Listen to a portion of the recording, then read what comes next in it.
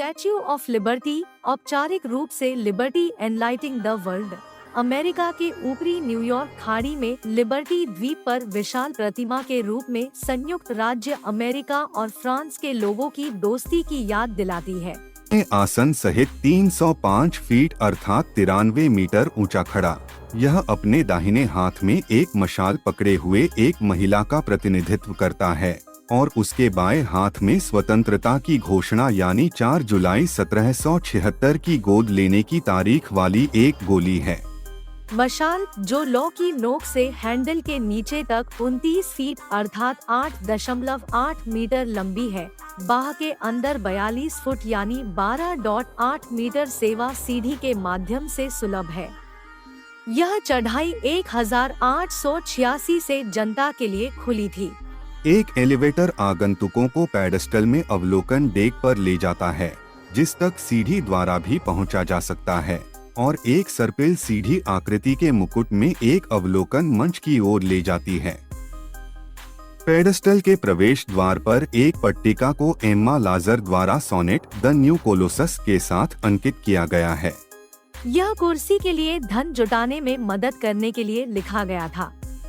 Statue of liberty के लिए चबूतरे का निर्माण 1865 में एक फ्रांसीसी इतिहासकार एडवर्ड डी लाबोले ने मूर्ति के लिए प्रस्ताव दिया था।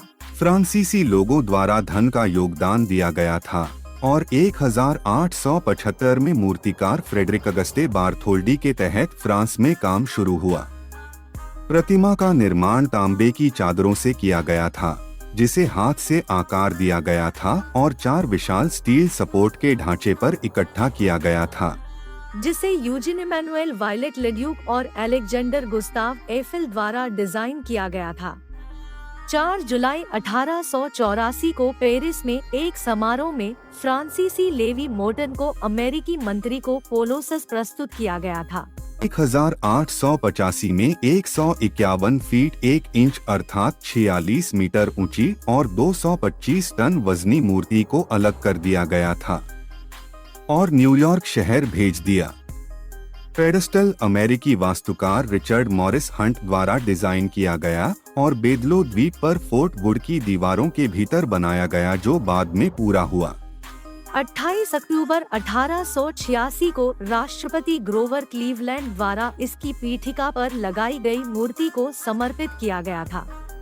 इन वर्षों में मशाल में कई संशोधन हुए, जिसमें 1916 में विद्युत शक्ति में इसका रूपांतरण और इसका नया स्वरूप सोने की पत्ती में लिपटा तांबे के साथ शामिल है।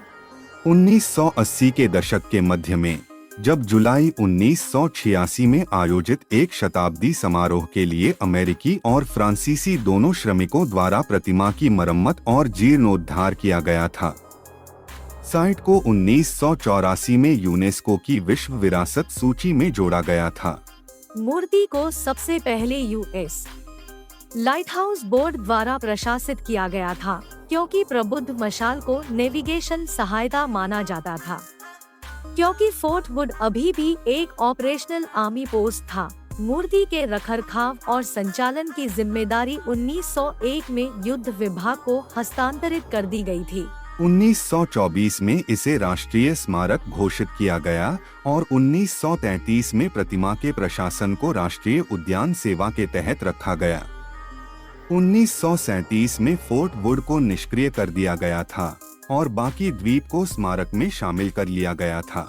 1956 में बेदलो द्वीप का नाम बदलकर लिबर्टी द्वीप कर दिया गया था और 1965 में पास के एलिस द्वीप, जो कभी देश का प्रमुख आप्रवासन स्टेशन था, को स्मारक के अधिकार क्षेत्र में जोड़ा गया, जिससे इसका कुल क्षेत्रफल लगभग 58 एकड़ यानी लगभग 24 हेक्टेयर हो गया।